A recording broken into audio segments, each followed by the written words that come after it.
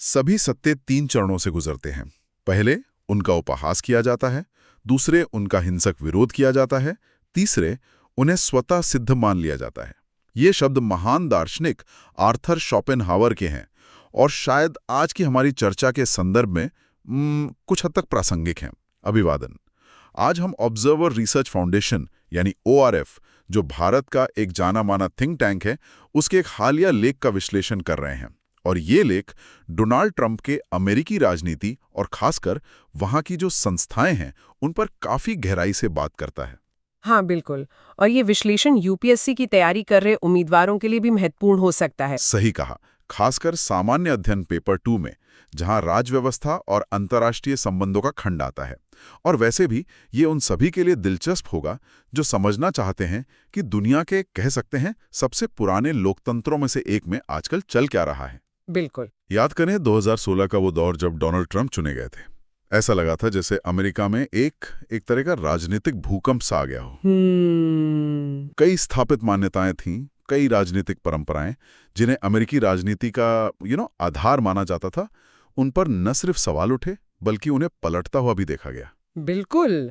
और देखिए, ट्रंप का सत्ता में आना सिर्फ एक राजनीतिक बदलाव नहीं था। ये असल में अमेरिकी राष्ट्रपति पद की जो कार्यशैली है और वहाँ की जो संस्थाएं हैं, उनके कामकाज में एक बुनियादी फेरबदल की शुरुआत थी, कह सकते हैं। ORF का ये लेख ट्रंप को एक परम राजनैतिक आइकोनोक्लास्ट के तौर पर देखता है। आइकोनोक्लास्ट यानी प्रतिमा भंजक। हाँ, प्रतिमा भंजक मतलब एक ऐसा व्यक्ति जो स्थापित ढांचों, परंपराओं, प्रतीकों को तोड़ने में विश्वास रखता है। और ऐसा करते हुए लेख कहता है वो राष्ट्रपति पद की सीमाओं को लगातार परख रहे हैं, उन्हें स्ट्रेच कर रहे हैं। तो आज हमारी कोशिश यही रहेगी कि इस ORF लेख के जरिए ट्रंप परिघटना, ये जो फिनोमेना है, इसके गहरे अर्थों को समझें। और ये सिर्फ अमेरिका का मामला नहीं है। नहीं, बिल्कुल नहीं। ये दुनिया भर के लोकतंत्रों में जो ट्रेंड्स उभर रहे हैं, जैसे लोक लुभावनवाद है, संस्थागत टकराव है, उनको समझने में भी मदद कर सकता है। चलिए तो फिर इस विश्लेषण की परतें खोलते हैं। हाँ, शुरू करते हैं। लेख की शुरुआत ही इस बात से होती है कि ट्रंप ने जो स्थापित संस्थाएं हैं उनको किस तरह से सीधी चुनौती दी है। इसका एक हालिया और कह सकते हैं काफी चौंकाने वाला उदाहरण है उनका इंसुरेक्शन एक्ट लागू करने की धमकी देना। हाँ, और ये जानना जरूरी है कि ये एक्ट आखिर है क्या। देखिए, ये एक बहुत पुराना अमेरिकी कानून है जिसका इस्तेमाल बहुत ही कम हुआ है। ये राष्ट्रपति को कुछ असाधारण परिस्थितियों में, जैसे घरेलू अशांति को दबाने के लिए, सेना तैनात करने की शक्ति देता है। और ये स्थानीय और राज्य सरकारों के अधिकारों से ऊपर है। हाँ, ये शक्ति स्थानीय और राज्य सरकारों के अधिकारों को एक तरह से दरकिनार कर सकती है। इसलिए इसके सिर्फ धमकी देना भी अपने आप में एक बड़ा कदम माना जाता है। अच्छा, और लेख ये बताता है कि ये धमकी तब दी गई जब पोर्टलैंड, ओरेगन में विरोध प्रदर्शन चल रहे थे और एक संघीय न्यायाधीश ने उन्हें नेशनल गार्ड तैनात करने से शायद अस्थायी रूप से रोक दिया था। जी हाँ। और इसके साथ ही ये भी खबरें थीं कि टेक्सास नेशनल गार्ड को शिकागो में संभावित तैनाती के लिए तैयार रहने को कहा गया है। तो ये घटनाएं क्या दिखाती हैं, मतलब इसका क्या अर्थ निकालें? देखिए, यहाँ दिलचस्प बात यह है कि ये घटनाएं संघीय सरकार और स्थानीय सरकारों, खासकर जो डेमोक्रेट शासित शहर हैं, उनके बीच बढ़ते हुए गहरे तनाव को उजागर करती हैं। ये एक सीधा टकराव है जो अमेरिकी संघवाद यानी फेडरलिज्म की जड़ों पर चोट करता है। मतलब केंद्र और राज्यों के बीच शक्ति संतुलन कैसे काम करता है, इस पर यह सवाल खड़ा करता है, खासकर तब जब राजनीतिक मतभेद इतने ज्यादा गहरे हों। रिपब्लिकन अक्सर इन शहरों को अपराध और अव्यवस्था के गढ़ के तौर पर पेश करते हैं, जो कि उनकी एक राजनीतिक रणनीति का हिस्सा भी है। हाँ, ये देखा गया है। वहीं दूसरी तरफ डेमोक्रेट इसे संघीय शक्ति का दुरुपयोग मानते हैं और कहते हैं कि राजनीतिक विरोधियों को सजा देने की कोशिश है। तो ये सिर्फ बयानबाजी नहीं है? नहीं, ये टकराव सिर्फ बयानबाजी तक सीमित नहीं है। यह आने वाले मध्यावधि चुनावों के लिए राजनीतिक जमीन तैयार कर सकता है और ध्रुवीकरण को, पोलराइजेशन को और बढ़ा सकता है। यूपीएससी के नजरिए से देखें तो ये संघवाद का सिद्धांत, शक्तियों का पृथक्करण यानी सेपरेशन ऑफ पावर्स की अवधारणा और राजनीतिक ध्रुवीकरण के क्या प्रभाव होते हैं, इसे समझने के लिए एक महत्वपूर्ण केस स्टडी है। और लेख का तर्क यह है कि ट्रंप के ऐसे कदम अमेरिकी संविधान ने जो सीमाएं तय की हैं उनको धुंधला कर सकते हैं। मतलब जो कार्यकारी शक्ति की पारंपरिक सीमाएं थीं वो अब बहस का मुद्दा बन गई हैं। बिल्कुल। जहां पहले लगता था कि ये सीमाएं लांघी नहीं जा सकती, अब वो निगोशिएबल लगने लगी हैं। लेख का एक और अहम तर्क यह है कि ट्रंप के कार्यकाल में शायद हर कदम पर राष्ट्रपति पद की परिभाषा ही बदल रही है। उनका जो नेतृत्व का तरीका है वो व्यक्तिगत वफादारी पर बहुत ज्यादा निर्भर रहा है। हाँ, लेख इसे योग्यता से ऊपर वफादारी कहता है, लॉयल्टी ओवर मेरिट। यानी काबिलियत से ज्यादा महत्व इस बात को दिया गया कि कौन उनके प्रति कितना वफादार है। और ये जो वफादारी पर इतना ज्यादा जोर है, जिसे अक्सर कहा जाता है कि ये स्थिरता लाने या नियंत्रण बनाए रखने का प्रयास है, असल में विरोधाभासी रूप से ये शासन को ज्यादा अनियमित और कह सकते हैं आवेगी यानी इम्पल्सिव बना देता है। क्यों? ऐसा क्यों? कि विश्वविद्यालय, अदालतें, नौकरशाही जैसी संस्थाएं, जिन्हें कभी अमेरिकी लोकतंत्र का सेफ्टी वाल्व माना जाता था। सेफ्टी वाल्व यानी सुरक्षा कवच। हाँ, सुरक्षा कवच, मतलब जो व्यवस्था को अतिरेक से बचाती हैं। तो वो संस्थाएं अब या तो कमजोर दिखती हैं या फिर सीधे टकराव की मुद्रा में आ जाती हैं। ये उन संस्थाओं के लचीलेपन और उनकी सीमाओं का एक बहुत कड़ा इम्तिहान है। बिल्कुल। और इसके ठोस उदाहरण भी तो हैं, जैसे विश्वविद्यालयों के साथ फंडिंग और वैचारिक मुद्दों पर टकराव हमने देखा। हाँ, बिल्कुल। न्यायपालिका और अदालतों के साथ सार्वजनिक रूप से भिड़ंत हुई और अमेरिका के एक काल्पनिक स्वर्ण युग को वापस लाने का उनका जो विचार है, जिसमें सैन्य ताकत और आर्थिक दबाव का जबरदस्त इस्तेमाल शामिल है, ये सब मिलकर अमेरिकी राजनीतिक संस्कृति में एक बुनियादी बदलाव की तरफ इशारा करते हैं। ऐसा लगता है कि राष्ट्रपति की शक्तियों की जो पारंपरिक समझ थी, जो सीमाएं थी, उन्हें लगातार चुनौती दी जा रही है। हाँ, और लेख इसी बात पे जोर देता है कि सैन्य बल के उपयोग की सीमाओं को बदलने की उनकी इच्छा और राष्ट्रपति पद के अधिकार की बाहरी सीमाओं को लगातार आगे बढ़ाने की उनकी जो कोशिश है, वो संविधान द्वारा निर्धारित नियंत्रण और संतुलन, मतलब चेक्स एंड बैलेंसेस की व्यवस्था को संभावित रूप से कमजोर करती हैं। तो जो सीमाएं पहले अलंघनीय मानी जाती थी, हाँ, वो अब ट्रंप के दृष्टिकोण में परिक्राम्य यानी मोलभाव के योग्य लगने लगी हैं, नेगोशिएबल हो गई हैं। मुझे लेख की एक और बात बहुत कह सकते हैं चौंकाने वाली लगी। हाँ। वो ये कि लेख कैसे घरेलू आतंकवाद यानी डोमेस्टिक टेररिज्म वाले लेबल के इस्तेमाल को देखता है। हाँ। जिसे ट्रंप ने कुछ विरोध प्रदर्शनों या समूहों के लिए इस्तेमाल किया था। हाँ, ये बहुत गंभीर बात है। लेख इसे एक खतरनाक मॉरल लचीलापन कहता है, डेंजरस मॉरल इलास्टिसिटी। और ये सिर्फ एक शब्द का इस्तेमाल नहीं है, इसके बहुत गहरे निहितार्थ हैं। कैसे? देखिए, ये इस बात की परिभाषा को बदल सकता है कि देश के लिए आंतरिक खतरा कौन है। कल तक जिन्हें आप सिर्फ राजनीतिक विरोधी या प्रदर्शनकारी मानते थे, उन्हें अगर आप घरेलू आतंकवादी कहने लगे तो इससे राज्य को उनके खिलाफ ज्यादा कठोर कार्रवाई करने का एक आधार मिल सकता है। अच्छा। इससे समाज में जो पहले से विभाजन मौजूद है वो और गहरे हो सकते हैं और ये सुरक्षा और नागरिक स्वतंत्रता के बीच का जो नाजुक संतुलन होता है उसे बिगाड़ सकता है।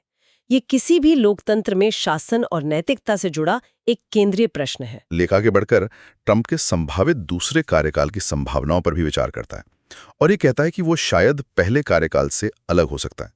इसमें वैश्विक परिस्थितियों की क्या भूमिका बताई गई है? जैसे यूरोप में युद्ध है, मध्य पूर्व में उथल-पुथल है। हाँ, ये जो बाहरी संकट है, ये एक बहुत जटिल पृष्ठभूमि तैयार करते हैं। एक तरफ तो ये पारंपरिक स्थिरता और जो स्थापित वैश्विक व्यवस्था है, उसकी उम्मीदों को तोड़ते हैं। तो ट्रंप के लिए ये खुद को एक ऐसे मजबूत नेता के रूप में पेश करने का अवसर हो सकता है जो इस अराजकता के बीच अमेरिकी हितों और प्रधानता को बहाल करेगा।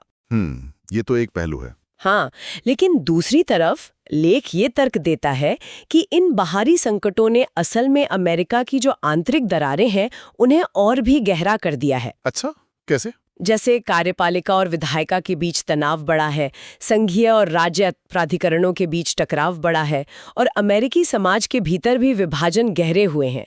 तो ये स्पष्ट रूप से दिखाता है कि कैसे विदेश नीति और घरेलू राजनीति अक्सर एक दूसरे से इतने जुड़े होते हैं कि उन्हें अलग नहीं किया जा सकता। और दूसरे कार्यकाल के एजेंडे की एक और पहचान जो लेख उजागर करता है वो है आर्थिक हितों पर जोर, जिसे लेख नग्न आर्थिक स्वार्थ कहता है, नेकेड इकोनॉमिक सेल्फ इंटरेस्ट।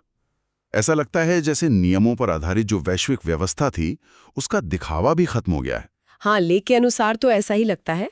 इसकी जगह एक पूरी तरह से लेन देन वाला रवैया, मतलब ट्रांजैक्शनल अप्रोच लेता दिख रहा है। इस रवैये में कूटनीति और अंतर्राष्ट्रीय संबंधों को सिर्फ और सिर्फ तत्काल राष्ट्रीय लाभ और फायदे के चश्मे से देखा जाता है। ये अमेरिका फर्स्ट की नीति का शायद सबसे चरम रूप है। तो फिर हथियार क्या हैं? हथियार द्विपक्षीय सौदे, व्यापारी युद्ध, आर्थिक दबाव, यही विदेश नीति के मुख्य हथियार बन जाते हैं। ऐसा आर्थिक राष्ट्रवाद भले ही अमेरिकी श्रमिक वर्ग के कुछ हिस्सों को आकर्षित करे, उन्हें लुभाएं। हाँ, ये तो है। लेकिन लेख का तर्क है कि यह विदेशों में अमेरिका की जो नैतिक और संस्थागत विश्वसनीयता है उसे गंभीर रूप से कमजोर करता है। ये बहुपक्षवाद बनाम एक पक्षवाद की जो पुरानी बहस है उसे भी नए सिरे से सामने लाता है, जो अंतर्राष्ट्रीय संबंधों का एक स्थायी विषय रहा है। और अब हम उस हिस्से पर आते हैं जो शायद सबसे ज्यादा चिंताजनक है और जहां, जैसा आपने कहा, स्थिति और भी पेचीदा हो जाती है। लेख का मुख्य तर्क यह है कि ट्रंप प्रशासन अमेरिकी लोकतंत्र की जो संस्थागत नींव है उसे लगातार कमजोर कर रहा है। जी, चाहे वो शक्तियों का पृथक्करण हो, कानून का शासन हो या फिर नौकरशाही की तटस्थता। जी हाँ, और लेख के अनुसार ये जो संस्थागत क्षरण हो रहा है, यानी संस्थाओं का धीरे धीरे कमजोर पड़ना, ये कई मिले जुले कारकों का परिणाम है।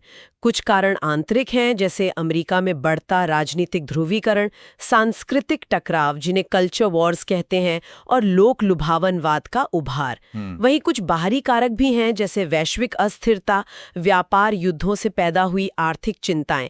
लेख ट्रंप को इस पूरी प्रवृत्ति के प्रतीक के रूप में देखता है।